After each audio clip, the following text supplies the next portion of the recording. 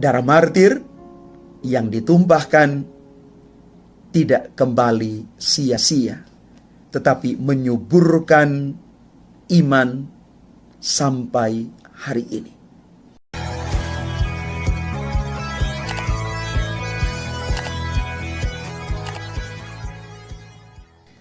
Salam Bapak Ibu, Saudara dan Saudari, sahabat-sahabat Garam Dunia yang terkasih. Hari ini Gereja Sejagat merayakan pesta Santo Andreas Kim Taegen. Dia adalah seorang imam, dan Santo Paulus Cheng Hasang dan kawan-kawan, martir dari Korea. Berkaca dari apa yang ditulis oleh Santo Andreas Kim Taegen, bahwa setelah kematian kita itu akan bertemu selamanya di hadapan Tuhan dalam kebahagiaan. Semangat kemartiran dari Santo Andreas Kim ini senada dengan apa yang dikatakan dan direfleksikan oleh Rasul Paulus di dalam bacaan pertama hari ini, bahwa Yesus Kristus telah wafat dan bangkit dengan jaya. Inilah inti pewartaan iman Kristiani sepanjang masa. Di dalam Kristus, kita boleh bertahan dalam setiap pengalaman suka dan duka. Bahkan dalam hal kematian. Sebab kita tahu setiap orang percaya itu akan memperoleh hidup kekal walaupun sudah meninggal. Mengapa demikian? Karena bagi kita, orang-orang percaya, kematian itu bukan akhir segala sesuatu. Tapi bagi kita, kematian adalah saat kita kembali bersatu bersama Tuhan. Santo Paulus menulis dengan begitu indah bahwa semua kita yang mengimani Kristus akan juga mengalami kebangkitan setelah kematian kita, mengalami nasib yang sama dengan Kristus yang adalah buah sulung kebangkitan. Inilah peneguhan iman yang mendasar sekali bagi kita, orang-orang yang percaya, bahwa bagi kita, kematian itu bukan akhir dari segala sesuatu, tetapi awal kita hidup bersama Tuhan. Dan di dalam bacaan Injil, Yesus menghadirkan kerajaan Allah dengan pengajaran ilahi dan perbuatan yang mengagumkan bagi banyak orang. Dia mengusir roh-roh jahat yang membelenggu banyak jiwa dan menyembuhkan berbagai sakit penyakit.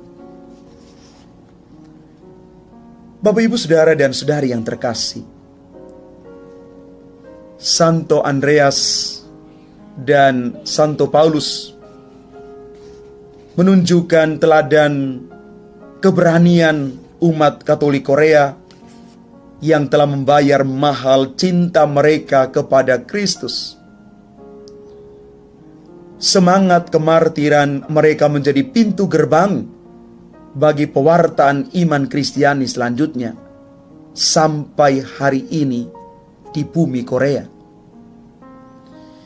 Militansi iman semacam ini yang dibutuhkan oleh gereja sepanjang masa. Yesus mengatakan bahwa benih itu harus mati supaya bisa menghasilkan buah. Dan kalau benih itu tidak mati, tertanam dalam tanah, dia hanya tetap satu benih saja. Hal ini sudah dibuktikan oleh darah martir Korea, Santo Andreas Kim dan Santo Paulus Cheng. Kemartiran mereka, darah yang ditumpahkan itu sungguh menyuburkan iman saudara-saudara kita di Korea.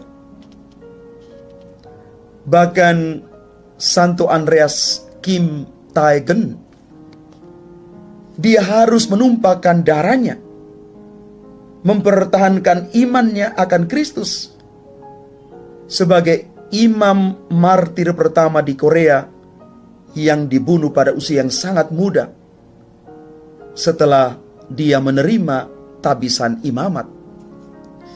Ini satu pengalaman heroik, pengalaman iman yang luar biasa.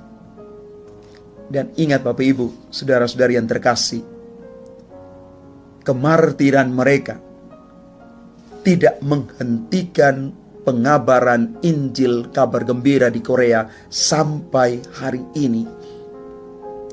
Bahkan dengan darah martir yang ditumpahkan itu, iman akan Kristus tumbuh dengan pesatnya. Mari kita meyakini dan juga berdoa, mohon rahmat Allah melalui para martir Korea ini, supaya terus menggelorakan hidup iman yang benar akan Kristus, untuk selalu siap sedia berkarya mewartakan kabar sukacita Injili dimanapun kita berada.